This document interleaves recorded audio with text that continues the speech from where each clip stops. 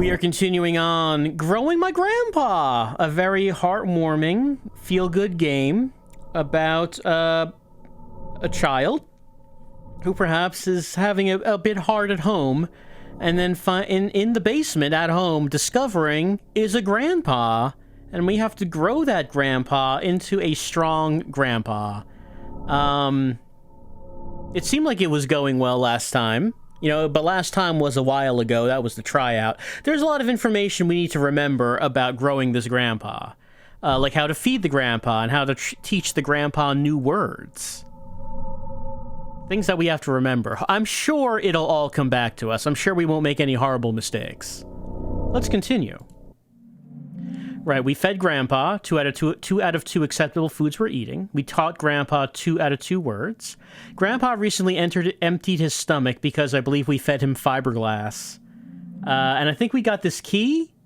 I think it was that we got from that, if I remember this correctly. And the last thing we did last time was we ended the week. So we finished week 1 in the tryout. This was what we had acquired, and documents. A lot of reading when it comes to growing our grandpa. Grandpa comes with a manual. We have a new conversation topic, language. Consider discussing this when Grandpa emerges. Oh, week 3. So we did weeks 1 and 2, I guess.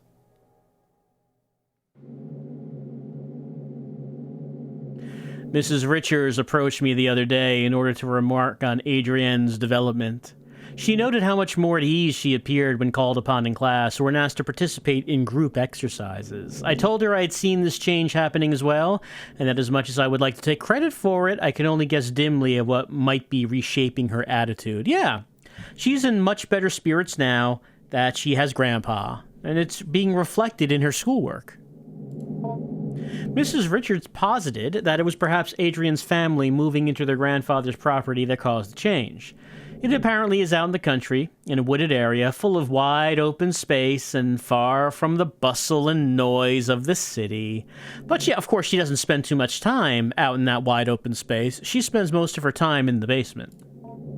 The grandfather, Dr. Jacob Hart, had jointly purchased the land with the university he was employed with and began constructing what he was intending to be a satellite campus for a burgeoning psychological anthropology program he had a hand in establishing. And as we know, Dr. Jacob Hart was doing something real weird in that basement with the university staff. They were doing some real weird experiment. Only one building had ended up being constructed after Dr. Hart died in a car accident when driving back from the property one day. Eerily, at almost the exact same time, a grad student who was assisting Dr. Hart on some sort of project at the property vanished without a trace. Yes, we might remember that one of the researchers formed an emotional bond with whatever it is, and you're not supposed to do that. And I believe it was starting to become his sister, if I remember right. I think that's what was happening, and he ends up dead. The property sat in disuse for years as it was tied up in legal battles between Dr. Hart's next of kin, the university, the vanished grad student's family, and the other students Dr. Hart was working with. Eventually, the case was settled out of court. Only recently did the property fall into the possession of Adrienne's mother. Obviously, I was not going to relay this whole tragic story to Adrienne, who, for all I know, believes her grandpa to still be living in the basement of his home. Besides, I thought, she might already know all of this. Perhaps the elaborate story she was constructing was her own way of escaping the morbid details of a life, or perhaps lives, cut short by the cruel force of fate and the cynical adults who squabbled in the aftermath. I determined perhaps the storytelling she was and continues to engage in should not be encouraged by me, at least not in the way I went about it before, where I made active inquiries into her strange fantasy of a semi-sentient ball of skin. When I saw Adrienne, I did not bring up her grandpa, or ask questions about his growth. Adrienne could not stop talking about it, however. I had no choice but to weather her bizarre and enthusiastic effusions about her new best friend. There she is. Adrian, maybe we can talk about something else. I'm not sure I'm following you exactly. He's gotten so big. He has so many whiskers that come out, and I can see them move around when I think about him. I'm not sure what you mean. I'm happy Grandpa is back. He's so much cooler than Mom and Dad. Once again, for what it's worth, I've put down the story she told me as best as I could. Adrienne once again told me about growing her grandpa. All right, she goes down into the basement. Examine. The hairy thing that was here is gone.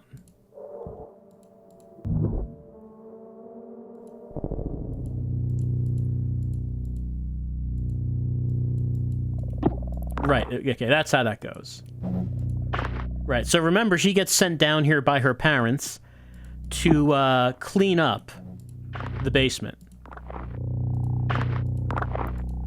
And she'll do it.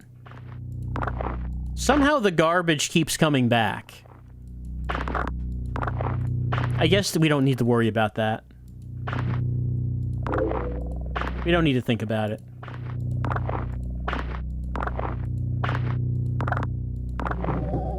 Yeah, this won't be dirty again until next week. I found a kiwi. Grandpa might like it. Maybe he'll like it more than fiberglass. Here's a bulbous growth. It could be opened with a sharp edge. I mean, I don't know if I could use my key on it. Probably not. Doesn't seem like I'm getting the option to use anything here. The darkness of the shadowy corner unnerves me. I need a light source.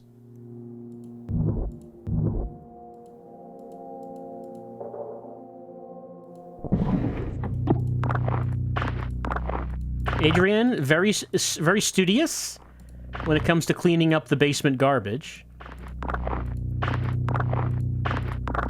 You know, if you don't clean it up regularly, the stuff will just pile and pile and pile until it takes over your life. And you're like, how did I let it get this bad? You gotta be on top of it.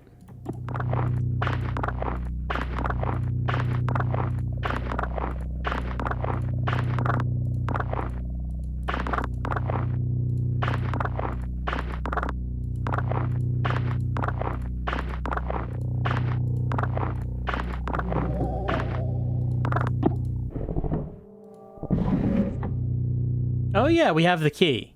We got that key.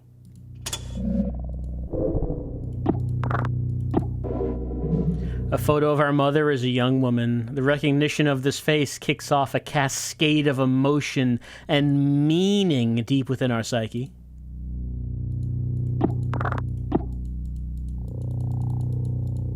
Is that the only one we can pick up?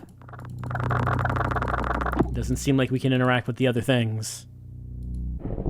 Okay, we unlock some emotion and meaning. So that's something.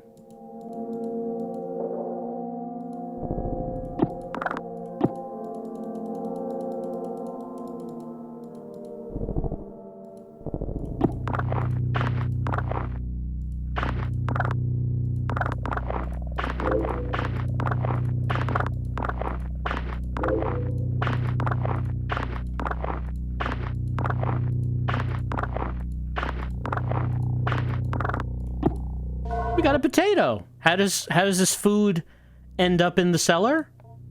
You know. Okay, linguistics module, life. We can teach Grandpa this word to read the notes of past educators. Teaching Grandpa language is important.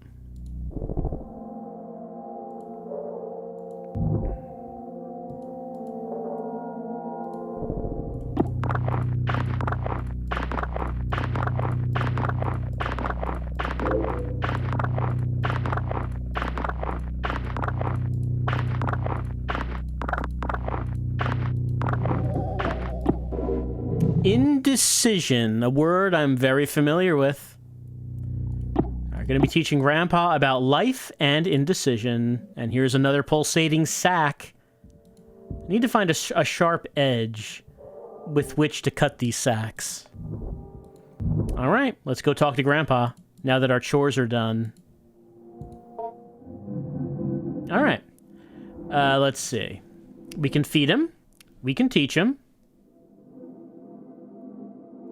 Let's go to the study corner. Let's see if there's is there anything else? Okay, no, there's garbage here. That's right. Gotta clean it up. Even here, the garbage will pile up, even in the study corner.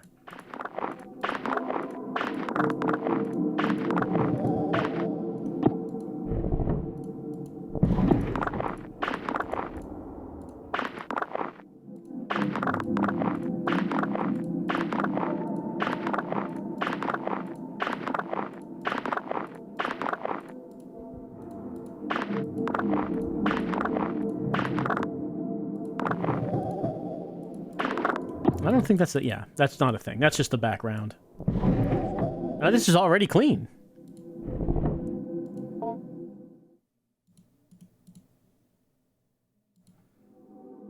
All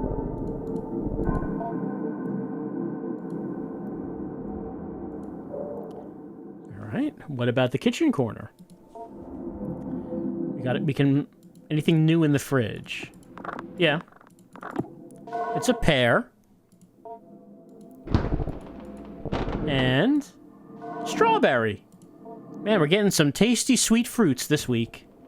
All right, soft fruit or vegetable. Let's give him a pear. An unappealing item like a battery. Put the battery in the pear. He'll probably like that. And a potato. Some delicious food for Grandpa. Let's observe. We examine Grandpa, noting its movements, respiration, and general mood. Grandpa's gums are bleeding slightly, and its skin seems overly dry. It may need a food packed with vitamin C. A kiwi fruit would be an excellent remedy. Should I put the battery in the kiwi then? If he might vomit it up. You might want to take... Can we take the battery out of the kiwi? Maybe we should check that. Well, I don't think we can undo it. Doesn't seem like we can. Oh well, we'll just have to see how it goes. Here are the stomach contents.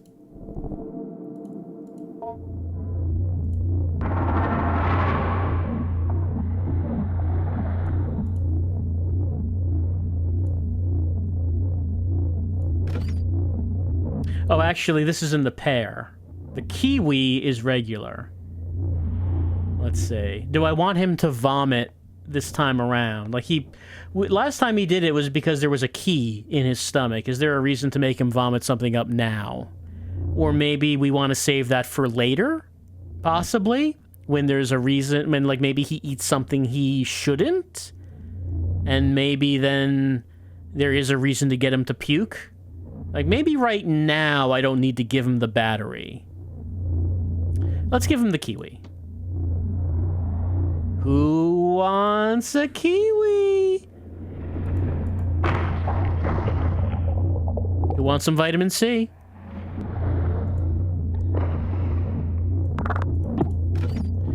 Maybe you want a nice potato.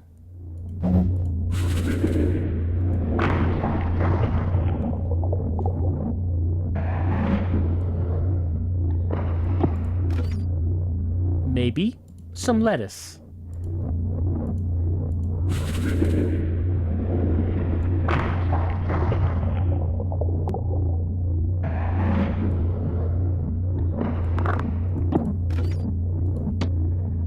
How about a sweet strawberry? Oh, he's too full. Okay. That's fine.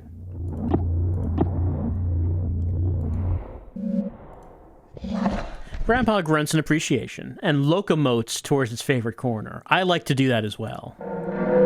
3x digestible food, 0x other. Okay. 3 out of 3 acceptable foods eaten. We did one of the objectives. We need to teach him now. teach him words. Like life. Okay, how did this go? This is like a weird thing, how we do this. Like a weird mini game. Let's see.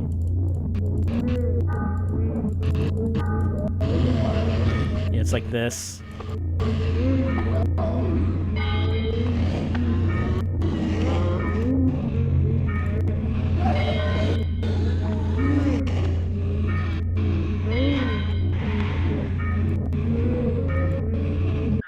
Great! Deep within Grandpa, strange membranes phonate confidently. Life. That's correct. Having completed the lesson, you take a look at the back of the vocabulary module card and the notes there written by the administrators of the past. Life. Part of vocabulary and vocalization module p.29. Concept formation. General pronunciation comments, none. Module comments, see below. At week 3 of growth number 24, Whiskers appeared... That's right, Whiskers is what they called him. Appeared to recall some information from a previous growth cycle. We cannot be sure that this was really the case. For all we know, what we interpreted as it recollecting this information was really it drawing semantic content from one of our recollections of it and redeploying it without rationality or contextualization. For the sake of our safety, and for the sake of scientific inquiry, we are attempting to draw out from Whiskers whether it somehow retains knowledge from previous cycles in its morpholactic nucleus. We did not think it was possible the nucleus, though complex and incredible in its regenerative abilities, was capable of this, and that the nerve network that grew from it made up the base of Whiskers' mind. And so we are now attempting to ask Whiskers, as best we can, if it has ever died, or what it might remember if it did.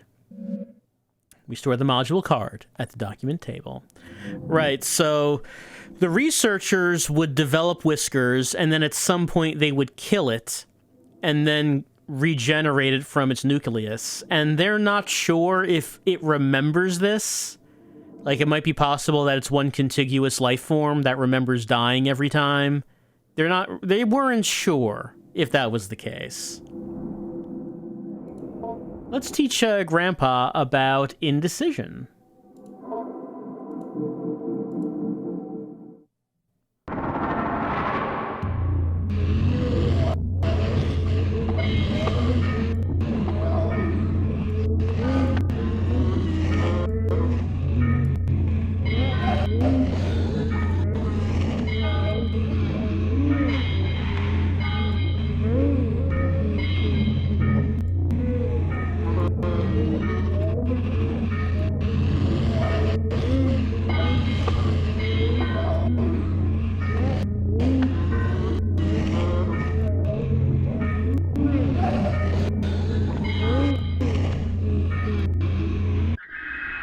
Membranes phonate.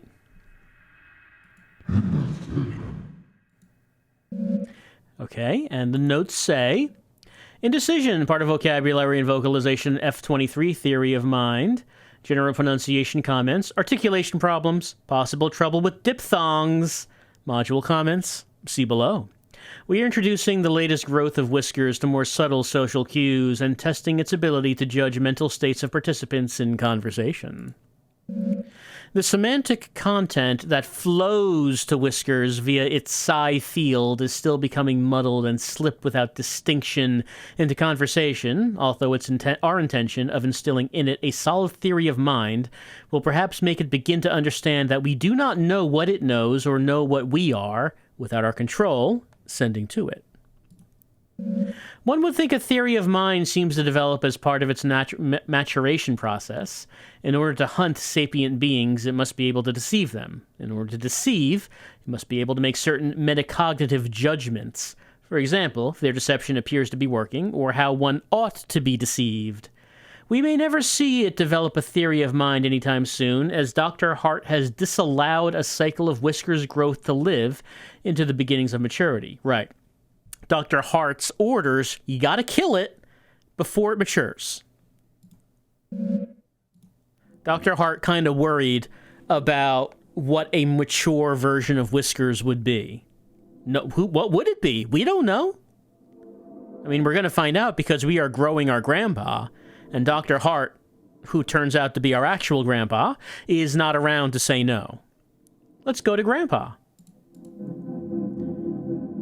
Let's attempt to communicate. Grandpa accedes to our request. It approaches the bars and begins to unknit its skin.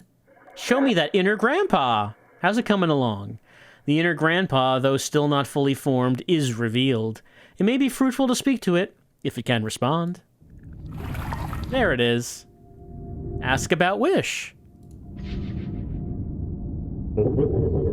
Grandpa still struggles somewhat to speak due to its underdeveloped tongue, mouth, and jaw. However, it manages to rasp out an answer. Hunger is not enough. On the walls of a cave, all rock can be hunger transformed. Desire is fulfilled by pain. Your grandpa doesn't have the right words. Right now, I can only say, I love you. Love is not enough, though. Desire is not enough. Project it outwards. Make it true to yourself. If only in a symbol, then it will be enough. For me, and for you. Well, that was surprisingly heartfelt, Grandpa. Is it the same answer? Yeah, it's the same one.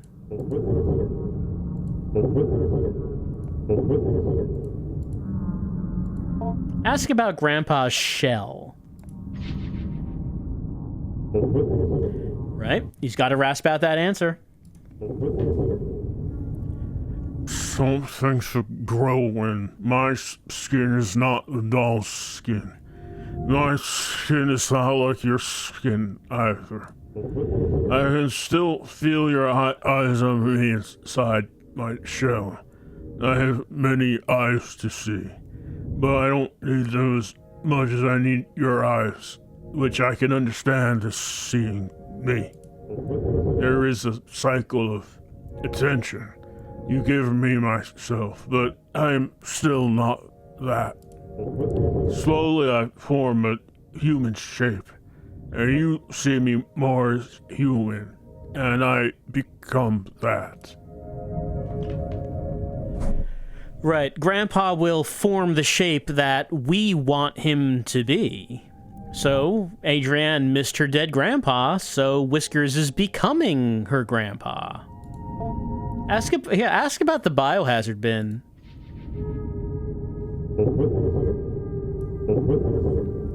They kept putting me in a box, sleeping and then set a light, and then in a box in the corner, in the darkness.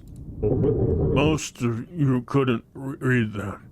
The scribe came and wrote what everyone said. They wrote on strips of bark with thin reeds. No, it was not that.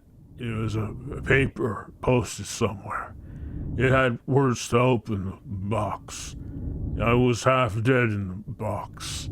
The part of me that dies was put there for a long time. A part of me and other things they threw in. A refuse pile.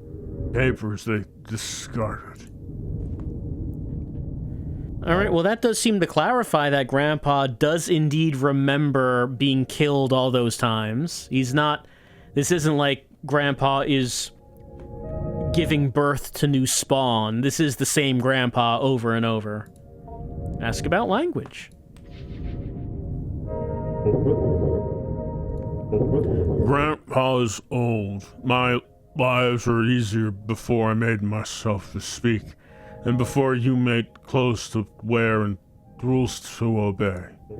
Your grandpa remembers. I have learned much in many lives and deaths. Keep speaking with me. I love talking with you and learning from you, and it helps your grandpa so much. Soon I will be everything you would like me to be. Well, wonderful. We can't wait for that day. We can't wait for the final form of Grandpa. Ultimate Grandpa. Grandpa ascends back into its shell. Alright, why don't we save a game? And, yeah, we did our objectives. We explored the basement. We, talked to Grandpa. I guess we can probably end the week.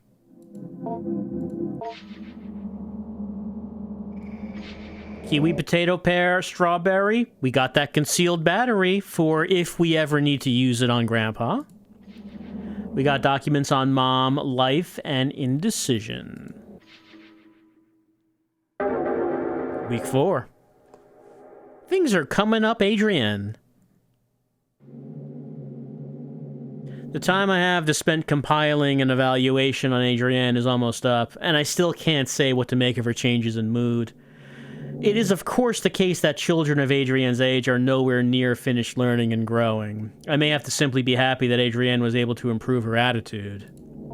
However, something in the odd and occasionally grotesque stories she continues to bring up still strike me as meaningful.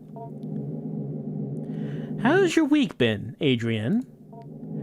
Grandpa is almost ready. He's, almost finished. Well, sort of. Ah. He's almost as big as his shell now. He has a face, and he can talk pretty well, and almost has legs.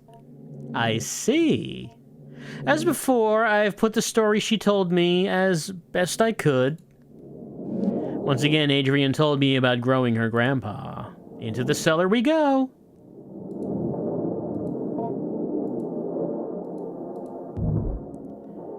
Once again, gotta clean up the trash. We may want to see Grandpa, but we do have to be diligent when it comes to our chores.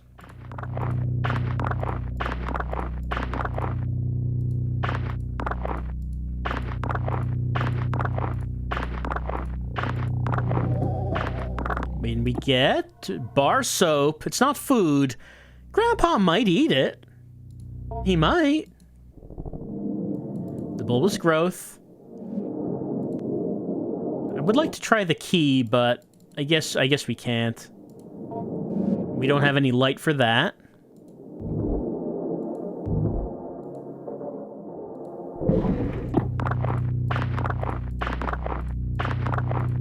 I wonder what would happen if we cut the bulbous growths. Like, it's saying that we can if we had a sharp edge, but not why would we do that. Oh, meaning. We can teach Grandpa this word.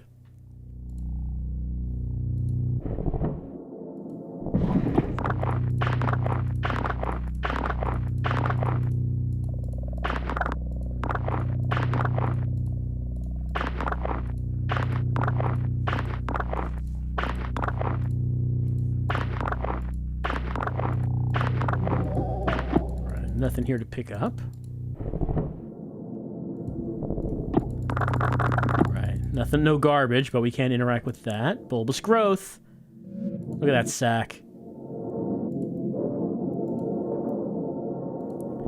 Nothing new about the painting, I don't think.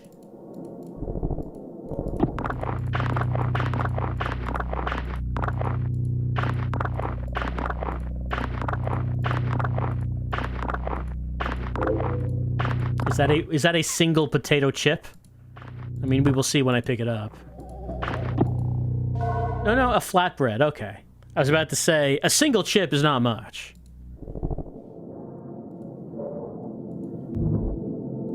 Grandpa would, of course, have to question it because we all know the rule that once you pop, you cannot stop.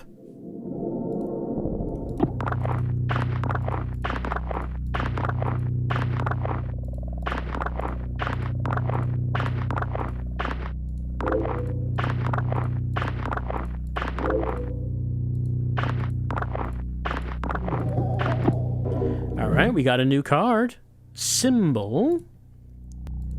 And we got a mushroom. Oh, Grandpa is gonna love this. And the bulbous growth, of course. Nothing new about these growths.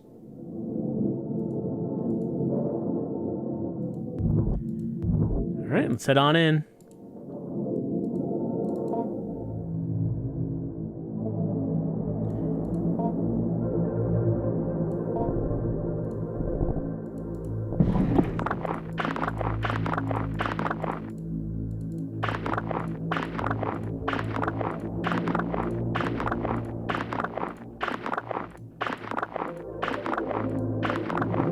I wonder if anything new ever appears in here, because it does get refilled with garbage. I wonder if any new items will appear in these drawers.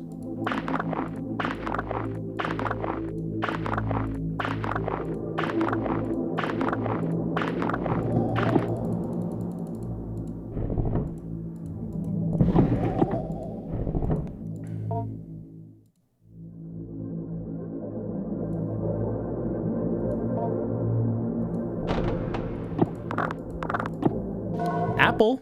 Everyone loves an apple. Jackfruit. You know, I'm not sure if I know what that is. Is that like an alternate term for some fruit? Hold on. I guess I need to look that up. Be kind of odd if there was an entire fruit I just have never heard of. Jackfruit. Let's see, jackfruit.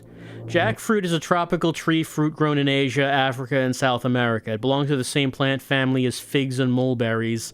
Under its thick, bumpy, green rind is a stringy yellow flesh you can eat raw or cooked in a variety of dishes. Its seeds are also edible. What is the flavor of jackfruit? Well, it tastes like has a subtly sweet flavor, often combined as a combination of banana, apple, and mango. What? It's a fruit that tastes like banana, apple, and mango, and I've never heard of it? That sounds like the best fruit. I mean, that's just what the flavor sounds like it. I don't know if it lives up to that. Huh. It's also related to breadfruit and durian, apparently. All right, apparently the name is just jackfruit. Do I want to prepare anything? Like, do I want to, like, put anything in something? I don't think I need to. I guess we'll just, go to Grandpa.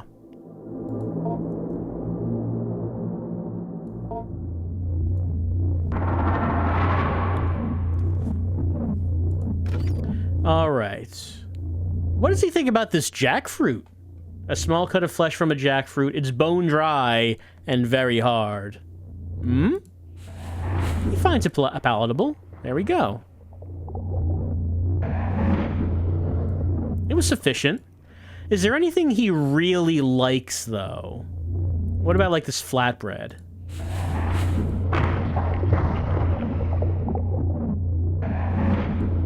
Like, there's foods he tolerates, but it doesn't seem like he really loves much of anything. He's indifferent. Well, maybe we can do better than that. What about the apple? He's indifferent.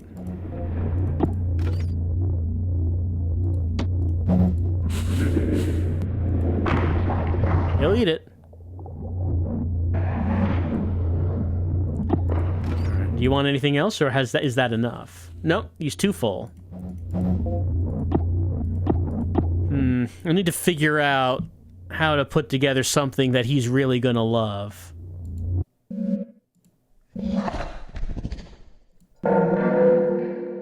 You see, when I made him vomit by, like, combining food with non-food with the fiberglass, I am wondering if he if there are non-foods that he would like. Like, would he like the battery? Would he like the soap? I guess I don't know. I'm just assuming he wouldn't because he vomited up the fiberglass. Let's see. Okay, we fed Grandpa 3 out of 3 things. And, yeah, let's teach him some voids. Oh, look, he's gotten bigger. Let's observe. We examine Grandpa, noting its movements, respiration, and general mood. Grandpa seems fatigued and almost anemic. Some of its spines appear brittle. Perhaps it would be more cooperative if fed an iron-rich meal like meat. Well, you know, I believe we read a document in our first session that said absolutely do not feed him meat. It said that. I mean, I don't know if that's something we should be following. It's not like we're following any of the rules that these documents laid out. He might want meat. I don't know if we should give him meat.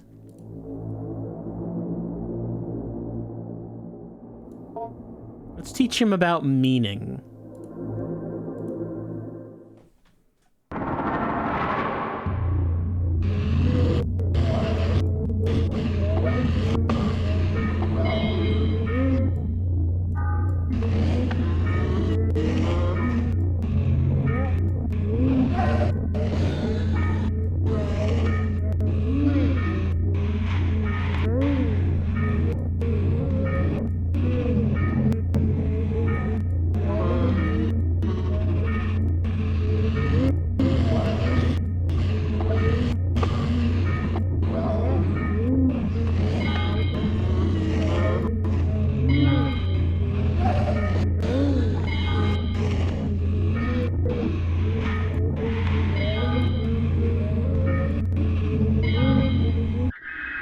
Membranes phonate.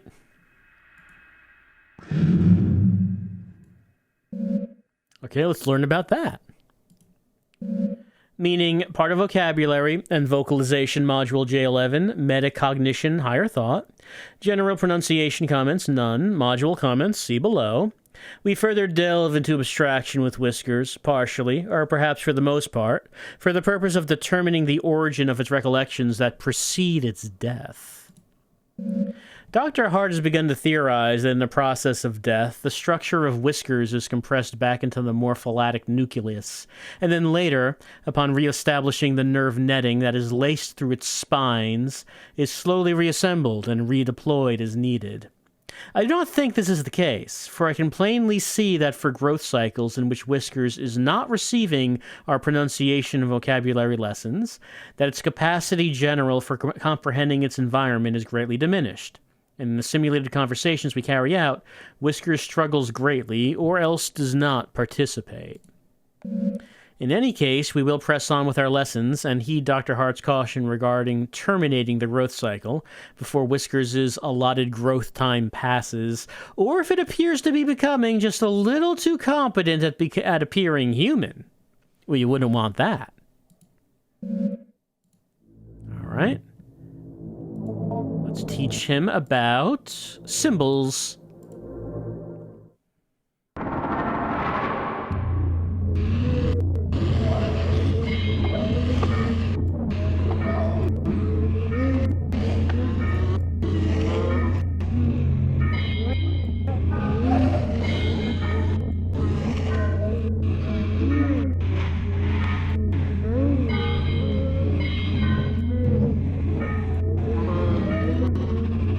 There we go.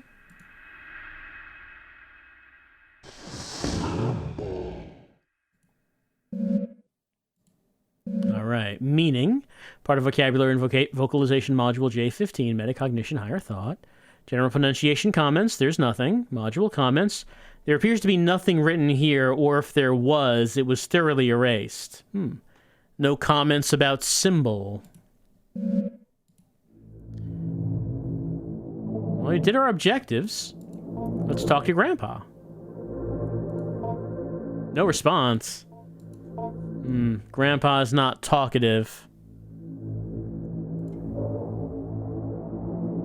Well, I guess we can end the week.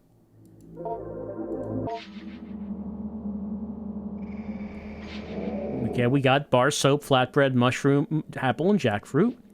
Taught him vocabulary, but I don't know. Didn't want to have a conversation with us this time. What's happening on week 5?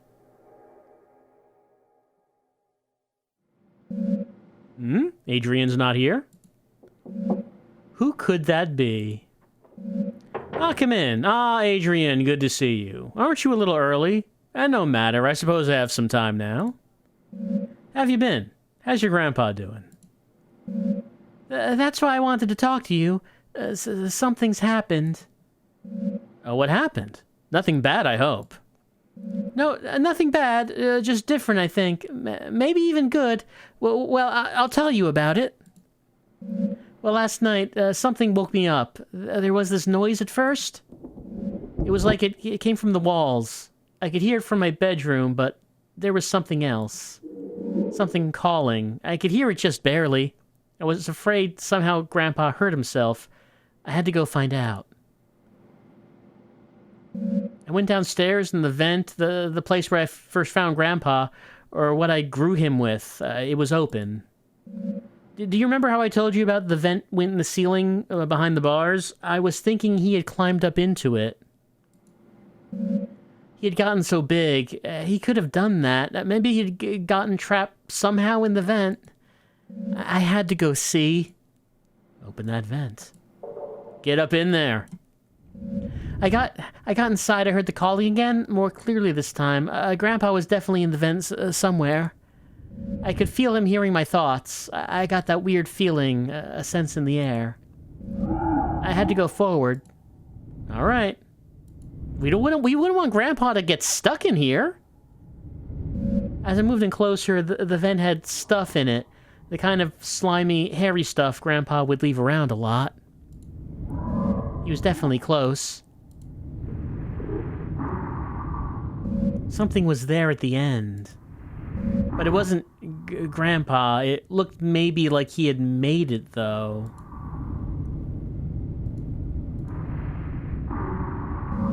It was something in the corner. It had a weird mouth, and it had its lungs on the outside and drew in just enough air to call out. And then it just stopped. Stopped breathing.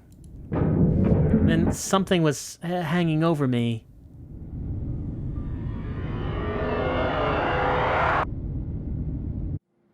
And then I woke up in my bed. In your bed? Adrian, it sounds like it was quite a dreadful dream. Are you all right, by the way? Your face is twitching like you're about to have a violent sneeze. I'm fine. It's just Grandpa. You see, it took me a little while to figure out, but later when I was brushing my teeth, I saw one of Grandpa's whiskers poking just out of the space under my eye. And I started to remember how in the vent he hid inside of me.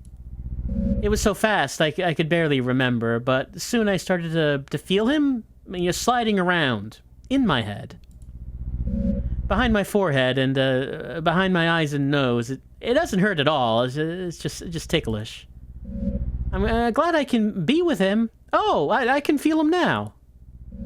I think he wants to meet you. Part of him is moving down my arm. I'm starting to get worried, Adrian. You really shouldn't be twitching like this. I should walk you to the nurse's office. Come on, let's go. You should really meet him. I've told you so much about him. Here. What are you doing? Adrian, you're starting to look very ill. Just wait. Just stay still. He's gathering, waiting at my fingertips. Why do you look like that? You don't have to be afraid. Look. It's just Grandpa.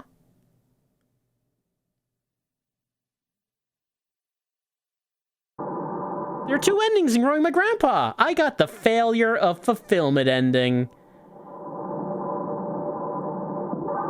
This was Patreon funded. Well, all right.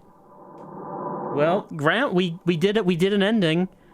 We got an ending in Growing My Grandpa, in which Grandpa becomes, I guess, a symbiote of some sort, and he wants to meet us. So don't worry about it. You don't have to be afraid of him. It's just Grandpa. But that was only one ending. It said that there's a second ending, but how would we get that second ending? Well, in that last session, Grandpa didn't want to talk to us, and it said that Grandpa was looking kind of weak, and maybe it would help if he had like a meal, like an iron-rich meal, maybe some meat. And we had not fed him any meat.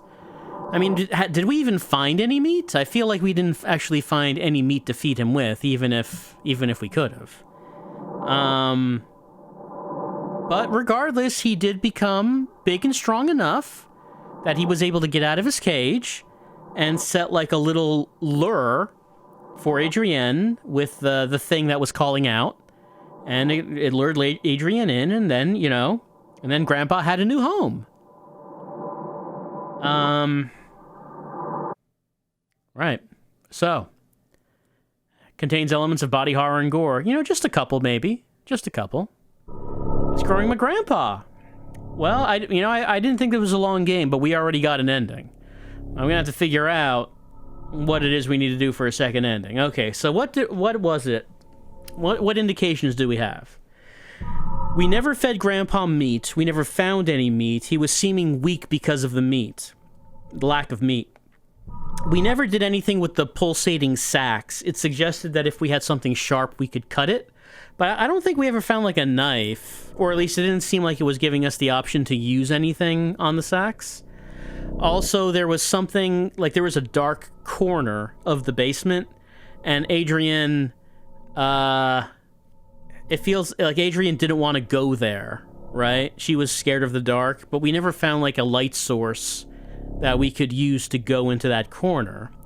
And I feel like those are the things that stand out about this playthrough. Never was able to cut the sacks, never went in the dark corner, never found any meat to feed Grandpa with. The note specifically said that we should not feed Grandpa meat, Whiskers meat, but at the same time, the notes also said that before Grandpa reaches maturity, we really should burn him, and restart the cycle. And we're not doing that. We're certainly not doing that. So, need to figure out what we can do about sacks, dark corners, and if we can find any meat. That's what we're going to need to figure out what to do with as we continue on with growing my grandpa. But we have gotten one ending out of two. And, I don't know, maybe that could be considered a bad ending, but Adrienne seemed pretty happy about it. She did, as she said, it wasn't necessarily bad. It was just different, It's just different.